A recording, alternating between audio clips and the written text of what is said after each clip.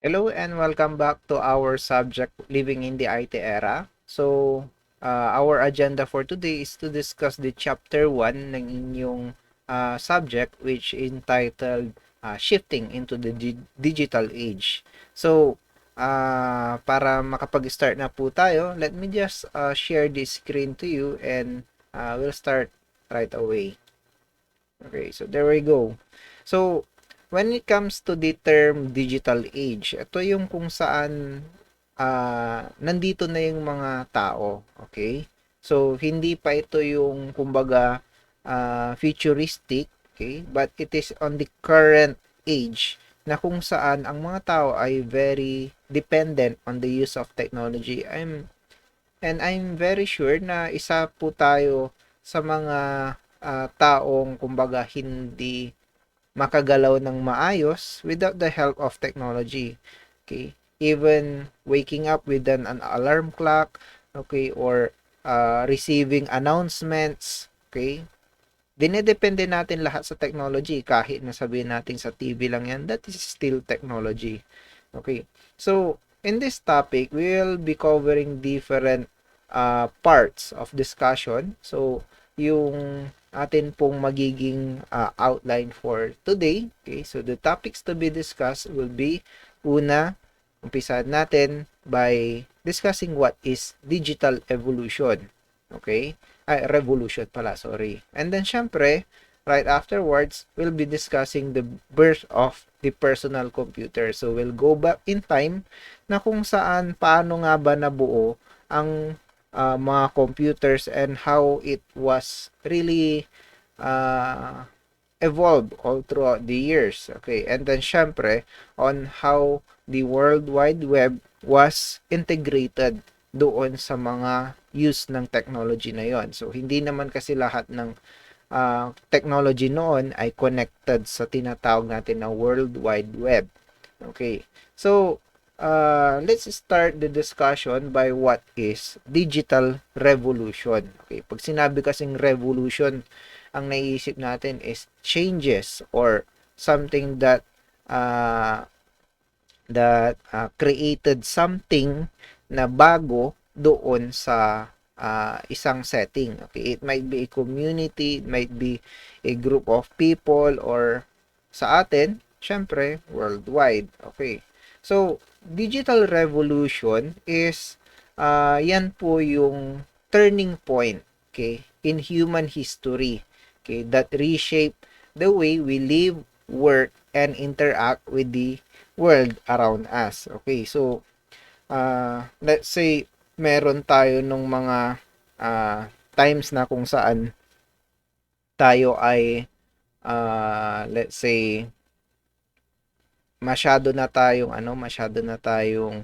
nag nakikipag-communicate by means of our cell phones, okay? Either text, chat, or video call man yan, or call itself, okay? Marami tayong pwedeng makita na kung saan tayo ay gumagamit ng tinatawag na medium. Okay.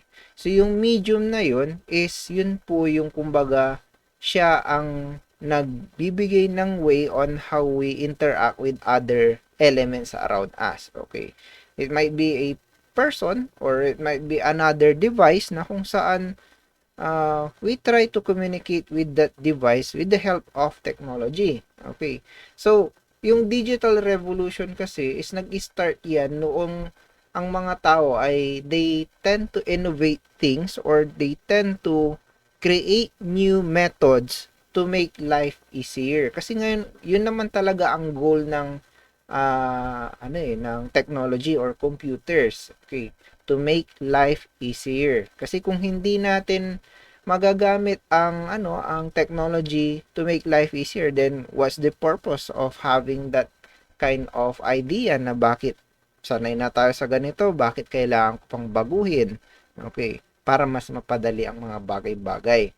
Okay, so it reshaped the way we live, okay, the way we work, and then syempre, the way we interact with other people, okay.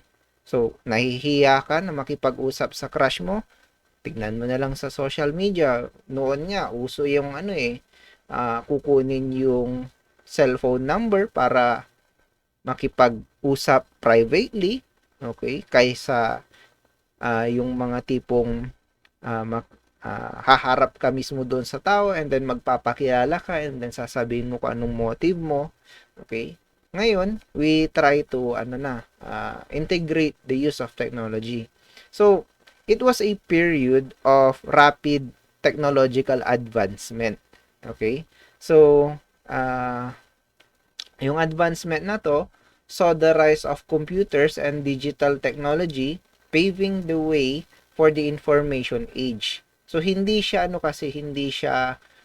basta na lang nangyari. Okay? So mabilis nga lang nangyari but ay still yan po ang turning point ng ng mga pagbabago sa buhay natin ngayon. So pag sinabi kasing information age, okay? Ano nga ba 'yon? Okay. Ano bang pinagkaiba nito sa digital age, sa information age, sa computer age? So, actually, pag sinabi kasing information, okay, that is another classification ng what we receive, 'di ba? Okay? So, may pinagkaiba kasi ang data at saka information, but later on mapag-uusapan natin 'yon. But since ang ating term na in-explain dito is the information age, okay? So, ito ay isang era na kung saan it is a historical period na kung saan nag-start noong mid 20th century or yung 2000s. I'm sure yung mga time na yan pa pinanganak pa lang kayo o kaya ipapanganak pa lang kayo. Okay. So it is characterized by a rapid shift from traditional industries. Okay, yung tipong kunwari nasa factory tayo, okay? Noon, ang mga garments natin or yung mga kasuotan natin ay ginagawa ng mga mananahe or yung mga tailor. Ayan. Sa isang factory. So marami silang mananahe doon and then meron na silang pattern at saka magpro-produce lang sila ng marami. Okay. That is the traditional industry. That is the time na industrial revolution wherein maraming maraming trabaho ang nag-open up dahil syempre we need to produce more products para sa market natin. Okay? So, etong information age is kasabay ito noon, okay? But ang focus nito is how the process na dating ginagawa ay unti-unting nababago with the help of technology. So, noon kung ang paggawa ng damit ay mano-mano na itatahi, nagkaroon na tayo ng sewing machine. Okay, and then later on, meron na tayong mga computerized na paggawa ng pattern. Okay, and then so on so forth. Sa mga sasakyan natin, meron tayo nung mga dati ay ina-assemble by human hand. Ngayon ay robotics na ang gumagawa ng sasakyan natin. Okay, so hindi na siya tulad dati, but it is still a part of the industrial revolution, pero naka-focus siya sa innovation ng mga technology na meron tayo. Okay. So saan nga ba nag-start itong digital revolution na to? So let's go back to the roots of the digital revolution na meron tayo. Okay. So unahin na lang muna natin saan nga ba galing yung mga technology na to. Okay. Actually, pag-uusapan natin ang pinakaunang computer, abacus, mga ganun, from the root word ng compute or to have an output by means of a process. Okay, so masyadong marami yun pag ganun. Okay, but let's just focus na lang on the start na kung saan gumamit na tayo ng technology. Okay, so yung mga computers kasi, unlike ngayon na medyo maliliit na yung mga computer natin, but it packs a lot of computing power. Okay, noon, it is just a bunch of switch. Ayan. So, makakapagbigay lang siya ng output. Depende kung paano yung settings na nilagay natin doon sa mga switches. Let's say, may 10 switch tayo doon, tapos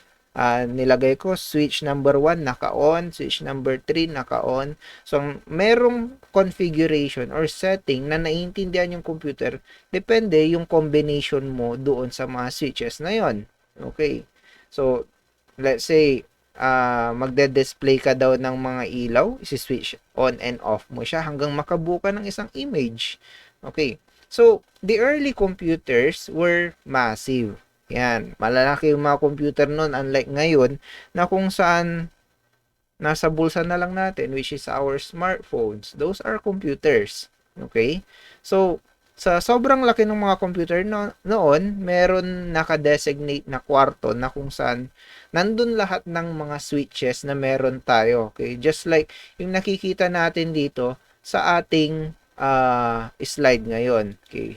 So, ayan po. May mga switches dyan na kung saan tina-turn on and off, or kung hindi man on and off yan, meron silang mga numerical values by turning knobs or yung mga iniikot-ikot natin, like yung mga volume sa mga appliances natin. Okay. So, these computers or these machines are typically attached with vacuum tubes na kung saan sila po yung kumbaga nagko-contain ng mga 1 and 0 or on and off. Okay. So, sometimes hindi naman po siya electronic, okay? Nag-start din po kasi yung computers sa paggawa ng tinatawag na punch cards. Okay, ano ba yung punch card? Okay, let me just give you a example na kung saan gagamit pa natin yung concept ng punch card. Okay, I'm sure yung mga iba sa inyo ay nakasakay na sa mga bus. Ayan. So, yung ticket ng bus, kung mapapansin niyo kapag binigay ng konduktor yan, merong butas. Okay? At depende kung saan yung butas, yun yung meaning or yun yung representation kung magkanong babayaran mo, kung saang kilometer ka sumakay at saang kilometer ka papunta, at kung anong date and anong petsa, ayan, date, na kung saan, kung kailan ka sumakay. Okay, kasi yung ticket na yon will also serve as a proof na sumakay ka sa kanila. Yan, yung mga bus company natin. So, yung mga punch holes natin doon, hindi lang yun butas-butas lang na pinagtripan lang ng konduktor. Kung anong nilagay niya doon, kung saan niya binutas, let's say, papunta ka daw ng Baguio. Okay. Tapos, binutasan niya yung 100, tapos binutasan niya rin yung number doon na 20 at saka 7. Hindi ko alam kung magkano ng pamasahe sa Baguio ngayon. Tagal ko nang di rin nakapunta doon. So, pag binutasan niya yun, 120 tapos 7, alam mo na yung meaning ng tatlong butas na yon ay 127. Okay, so yun yung pamasahe mo. Okay? Ganun yung mga computers din noon. So, instead of having a printed letters and so on, puro butas lang na nasa papel yung output nila at saka input mo rin para maintindihan ng computer. So, it's like 1 and 0, okay? May butas o wala. Okay? Tapos, dun na, i-interpret na ng computer yon. Okay? So, medyo mahirap ang way on how we operate computers noon, okay? But still, it paved the way on the development pa rin ng mga technology natin, okay? So, after naman ng mga yun, okay, itong mga computer kasi is very or incredibly limited in their capabilities. Yung tipong simple lang yung gagawin pero automated siya, but still it laid the groundwork for what was to come na meron tayo, okay? And then syempre after ng mga 1 and 0 na mga yan, nakapag-develop tayo ng mas maliit na form ng mga computers na yon. Yun po yung tinatawag natin na integrated circuit. Yan. So the development of integrated circuit allowed the miniature of electronic components, making computers smaller, faster, and more affordable. Kasi imbis na magpapagawa ka ng buong kwarto para ilagay lang yung computer na magpiprint lang ng butas-butas, okay? Ngayon ay mas maliit na yung mga form factor nila at pwede na siyang i-integrate sa iba't ibang use like TV, radio, and so on. So yung integrated circuit is like maliliit na ganun sa pinakita kong picture kanina. Okay, so pinaliit lang siya na switch. Okay, and these are turned on and off electronically. Hindi na siya manual na tipong kailangan mong makipag-interact physically doon sa computer. Ito, pag nag-send ka lang ng electronic signal, maintindihan niya na in-on mo yung isang part nung kung ano man ang nakaprogram doon sa integrated circuit. Okay. So, doon na naiintindihan nung mga IC na ito or integrated circuit na to kung ano ang gusto mong gawin or ipagawa sa kanya. Okay. So, until such time na palit ng palit hanggang sa nagkaroon tayo ng tinatawag na microchips. Okay. So, as a result, computers started to become accessible to wider range of people. Kasi syempre hindi na kailangan maging mayaman ka para makabili ka ng mga ganito. Maliliit na yung mga mga piyesa niya. So, hindi tulad noon na kailangan mo ng pagkarami-raming resources para lang magamit yun. Okay, hindi na. Okay. Ngayon, mura na lang, sabi nila. Kasi, syempre, mas pinaliit, mas konti yung materials for production, and this democratization of computing marked a major shift in how technology was integrated into our daily life. Okay, kasi syempre, lahat pwede nang gumamit or yung mga tipong meron silang access doon ay hindi na limited yung number of people na pang scientist lang, pang mga engineers lang, okay? Even normal people can have computers na noon. Okay. So, punta naman po natin yung topic about the birth of personal computer. Okay, kasi after nating magawa yung mga integrated circuits na yan, paano nga ba nagkaroon ng computers? Okay. So, hindi na tayo pumunta doon sa mga history on sino yung sumunod na computer, ano yung mga ganyan. Okay. So, preface na lang po tayo. Okay. Kailan ba nabuo itong mga computer na to? Okay. So, itong mga computer na to actually, they emerged in the market in the 1970s. Ayan. So, this is the time na kung saan na-revolutionize yung way on how people or individuals interacted with technology.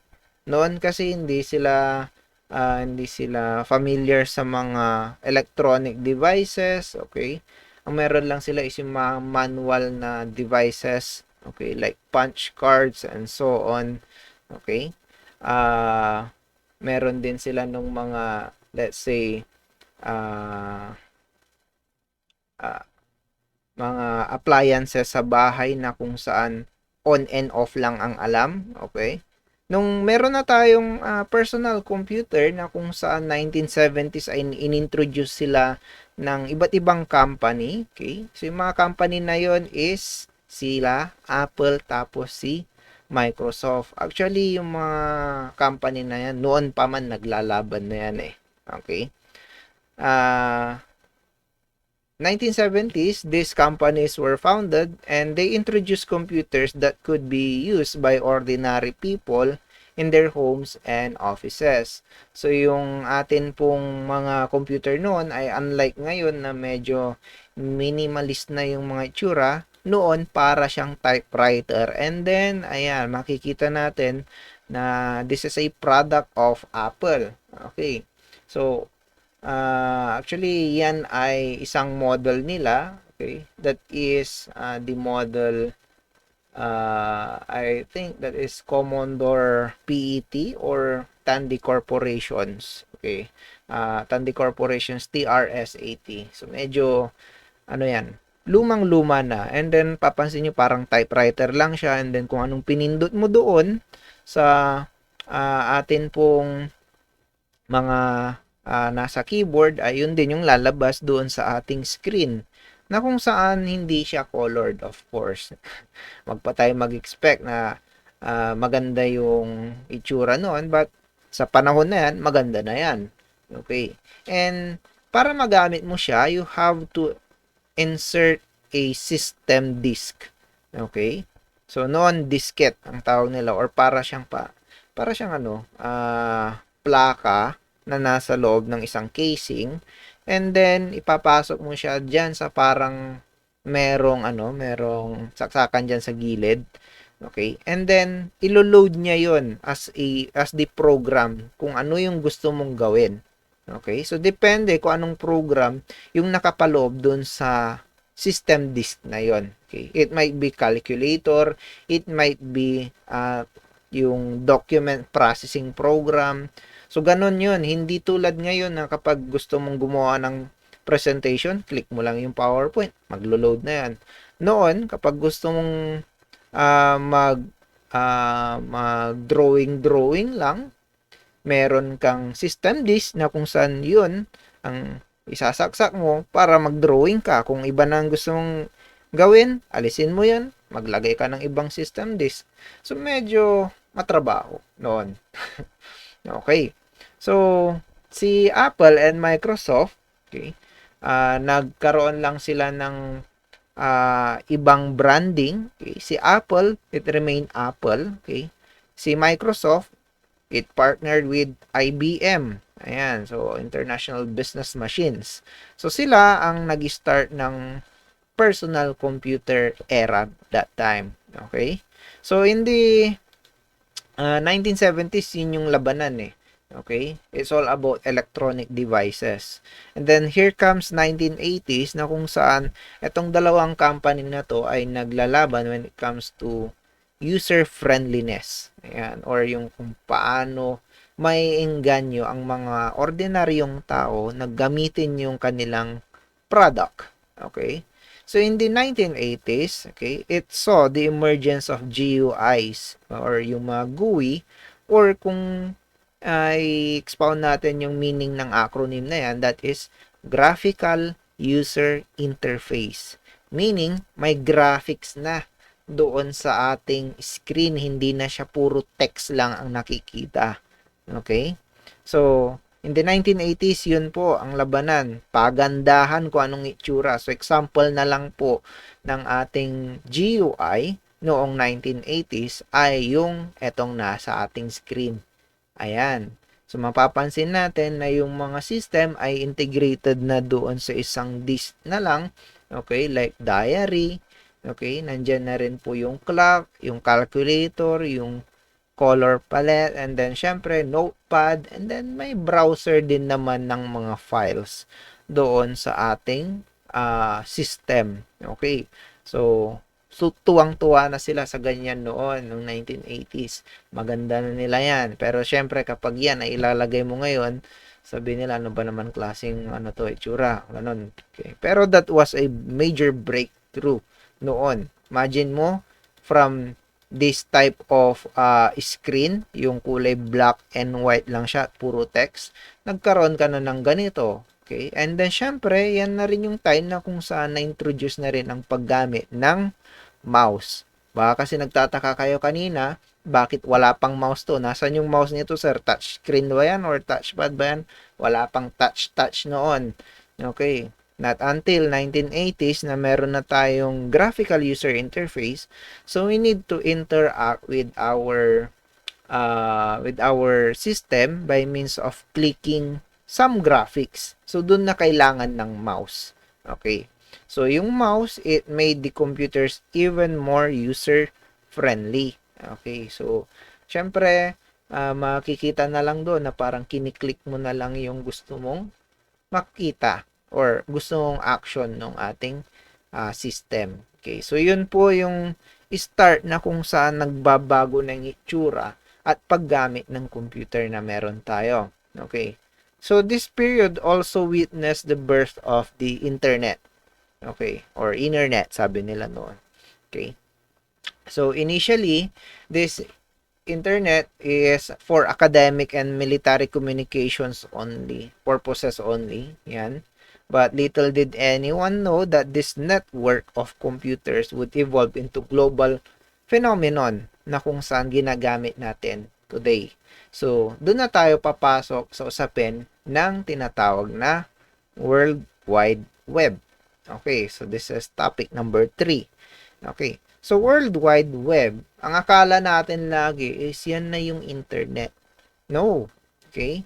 So yung ano natin, yung internet natin is the pathway ng mga data or documents or info na nakikita natin doon sa web tinatawag. Pag sinabi kasing web, ang na-imagine natin dyan parang connected lines sa isa't isa. From one point, pwede kang pumunta sa ibang point by means of a connection or a string. Okay? So, World Wide Web is actually a system. Okay? System of interconnected hypertext documents that could be accessed via the internet. Okay? Kasi pag sinabing internet, akala natin yun na yung web. No. The internet is a group of computers providing data for each other. Okay? So, yung system na ginagamit nila is World Wide Web. Yun po yun. Okay? Yung internet is yun po yung channel. Okay? Yun po yung kumbaga on how they connect. Okay? So, with the use of this World Wide Web na meron tayo, maraming nabuo eh. Okay? So, unang purpose niyan, sabi ko nga, ay for academic and military purposes lang. But later on, since ang computer ay accessible na sa mga ordinaryong tao, then e-commerce emerge. Okay? Changing the way we shop, and search engines like Google and Yahoo, okay, made finding information online easier than ever before. Okay? So, unlike kasi noon na kapag gusto mo mag-research, kailangan pumunta sa mga library and then magsa-search ka ng libro and then kikilatisin mo yung libro. Saang part kaya dito yung pwede kong magamit for my study? Saang part kaya dito yung nababagay dun sa aking gustong kunin na info? So, sa paggamit ng ng connection sa lahat ng mga possible sources of information, which is through the internet, itong World Wide Web na to, it made information dissemination easier. Yan. So, gustong bumili ng isang bagay, search mo lang yan. Gamit ang Google or gamit ang and then later on, lalabas na ang mga results na kung saan nakakontain ito sa mga e-commerce websites. Okay, sa ngayon, we use e-commerce by selling or buying products online. Okay, we are familiar with Shopee, with Lazada, with Zalora, and then others pa na meron tayo. For other country, they have eBay, they have Amazon. Okay, so mas madali na lang, 'di ba? Unlike punta ka ng bayan, maghanap ka, saan po makakabili dito ng bla bla bla bla. Pag may computer ka, pag meron kang internet, alam mo na agad. Pwede ka nang bumili doon without leaving your home. And then, syempre, itong mga search engine na to, actually, si Google hindi pa siya sikat noon eh. Pero, ang sikat noon kasi ay si Yahoo. Okay. So, kung matanong ninyo, kung ano yung yung meaning ng Yahoo noon, okay, ang meaning po niyan, acronym po kasi yan eh, yet another hierarchical officious oracle. Yan. So, it is like kung saan mo gustong magtanong, doon ka kay Yahoo. Okay, which is Officious Oracle, sabi nila. Or the one that contains anything na connected sa system. Yan. So, yun. Makikita natin na itong si Yahoo, example na nasa ating screen. Okay, you can search for any topic regarding arts, regarding news, regarding education, o babangil. Okay, so, or kung ano-ano pa dyan. Okay. Until such time na medyo nag-emerge na rin ng iba't ibang search engine like Google, okay? And then, marami na ngayon, okay? If you want to search anonymously, you can use incognito ng iba't ibang browser, okay? Or, pwede naman yung DuckDuckGo or marami pa, okay? So, bukod doon sa e-commerce and pagsusearch ng information online by means of search engines, okay? They also have the emergence ng tinatawag na social media. Okay. So the rise of social media with platforms like Facebook, Twitter, and YouTube. Okay. Yung mga yun very popular. Okay. Meron pa nga tayong TikTok. And then, syempre, kung titignan natin itong nasa ating screen, okay, meron tayong letter P dyan for Pinterest. Okay. Meron tayo nung parang paper airplane dyan, Telegram, okay? Meron din yung IN, LinkedIn, sabi, para kapag kunwari mag-a-apply ka ng trabaho or gusto nilang malaman kung ano ang inyong character as a professional, ayan. Andyan din ang Instagram to exhibit yung mga photo or yung mga images na kung saan ikaw ay gusto mong i-share sa iba. Diyan din ang Reddit, and then syempre others pa. Okay. So, marami tayong social media platform and depende kung paano mo siya gagamitin. For YouTube, yan, syempre, yan, nandyan ang video logging or vlogging, sabi nila. Ilalog mo kung anong nangyayari sa buhay mo, video log. Okay. Kaso nga lang na nag-iba na rin yan, nagiging vlog. Ayan. So, nandyan din po ang Facebook, okay, for social media na connecting with other people and communicating with them, okay. Kaso yung may iba sa atin ng Twitter, ginagamit siya as website kung saan ka pwede kang mag-rant. Okay, so anyways, depende na yan kung paano mo siya gagamitin. So, these inventions transform the internet from a niche tool into a platform that could be used for communication, commerce, information sharing on such a massive scale, 'di ba? Okay, kung pangalandakan mo yung pagkatao mo, pakita mo kung sino ka. Sige, ayan, i-post mo sa social media. Tapos bahala na si search engine na i-connect kung sino man naghahanap sa'yo, then makikita na lang nila yan. Okay. So, kailan ba nag-start itong social media na yan?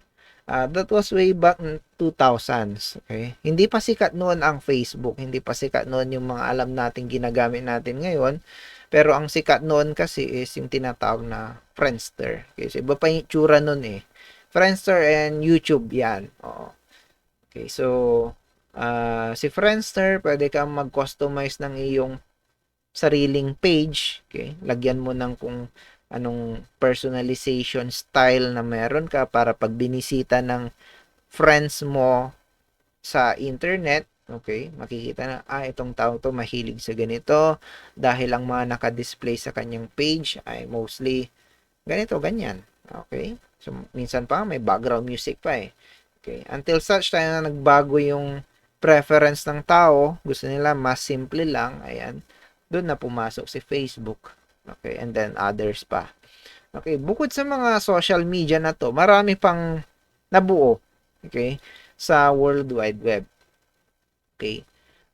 After kasi ng social media, dun na pumasok year 2000,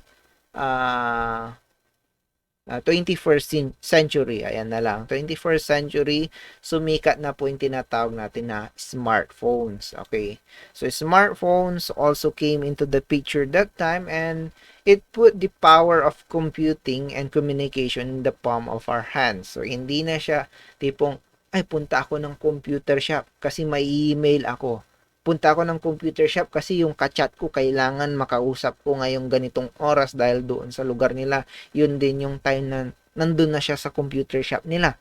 Okay. Pero ngayon, ang may smartphone natin, nag-chat ka. Anong oras? Anytime. Pwede, di ba? Mababasa niya rin anytime. And then, minsan pa nga, mga tao ngayon ay hindi na maalis yung mata nila sa sa harap ng smartphones nila. They keep on checking notifications, looking for updates sa mga bagay-bagay. Okay? So, ayan. And then, syempre, pumasok na rin po yung age ng tinatawag na Internet of Things. Okay? Or IoT. Yan. So, ito, actually, ginagamit na natin for today. Ito Okay? This is wherein the technology is connected in everyday objects to the internet. Okay? So, just like kunwari, uwi ka ng bahay, nakalimutan mo yung susi doon sa loob ng bahay. It just so happen na yung inyong doorknob ay smart lock. Diba? Pwede kang pumasok ng bahay, i-on mo lang or i-connect mo lang yung smartphone mo doon sa sa uh, sa device na kung saan magbubukas ng pinto, or minsan yung doorknob pa mismo merong facial recognition meron pa siyang fingerprint scanner na kung saan depende kung anong nasa database, kung nakilala ka niya, open na agad yung door. Yan. So meron din yung may iba na tipong pauwi ka pa lang, gusto mo nang i-turn on yung aircon sa bahay ninyo para pagdating mo ay malamig na or comfortable na yung humidity sa kwarto mo. 'Di ba? Okay, so connected na yung aircon doon sa internet para makontrol mo siya anywhere. Okay. Sa mga washing machine, meron na rin tayong ganyan. Yung mga smart washing machine, you don't have to sit by the side of the washing machine para bantayan kung kailan na siya pwedeng or ilang minutes pa yung natitira. Ngayon, i-inform ka na lang niya i-notify ka na lang niya na tapos na yung labahin mo. Ayan, sige, sampay mo na. Kanto. Okay, so, maraming possibility ang Internet of Things. Okay. Lahat ng gusto mong gamitin, basta pwede siyang kumonek sa internet at pwede mo siyang makontrol through the internet, then that is Internet of Things. Actually, I use that for remote connection sa aking computer. Like kunwari, nasa ibang lugar ako, let's say nasa isang kainan ako, restaurant, and I need to send some files na kung saan nandun sa computer ko. I don't have to travel, go back sa bahay para lang isend ang isang file. Pwede ko na lang i-on yung computer ko by means of a smart switch, and then i-connect ko na lang yung aking device na dala-dala para remote control yung aking computer, and then para na akong nandun sa harap ng computer, sisend ko na lang yung file, then pagtapos na, i-turn off ko siya habang nandun ako sa restaurant. Okay. So, ganun lang po yung mga benefits nitong Internet of Things. And then, syempre, hindi mawawala sa evolution ng technology natin by means of the access to the World Wide Web is yung tinatawag na artificial intelligence. Okay. So, AI and machine learning began to shape industries from healthcare to finance, and the boundaries between physical and digital worlds became increasingly blurred. Okay, bakit? Kasi syempre,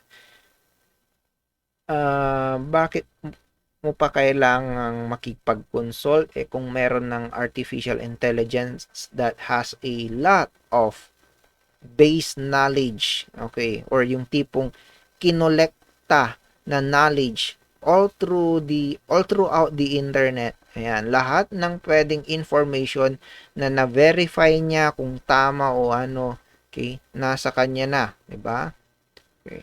Kaya ang nagiging concept ngayon is, why do I have to go to a consultant kung meron akong isang artificial intelligence that knows a lot more than the consultant? Okay. Siguro ang difference lang is the experience. Okay? Sometimes people have the advantage of having experience rather than knowledge itself. So, yun po ay siguro limitations ng AI. But sa ngayon kasi maraming use ang AI by means of helping you in different tasks, okay? So, kunwari, meron tayo noong gusto mong maghanap ng shortest route sa pupuntahan mo. Okay, si AI, sasabihin niya, okay, dito ka dumaan.